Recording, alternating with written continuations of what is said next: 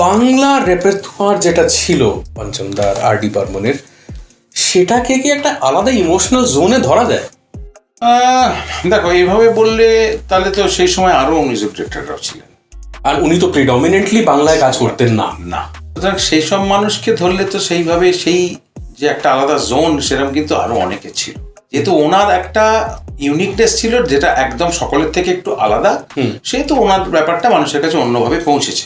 কিন্তু তুমি যদি অ্যাজ আ কম্পোজার বলো সেই সময়, আমি ধরো বললো রোশনজি, উনি তো আরেকটু আগেও ছিল, একটু আগেও, কিন্তু অনেক দিন পর্যন্ত কাজ করেছে। হ্যাঁ তা ঠিক। আচ্ছা, তারপরে ধরো এই আমাদের কি যেন নাম, ওপি নায়ার সাহেব আরো একটু আগেই, ওনার বাবাদের টাইমে মোটামুটি।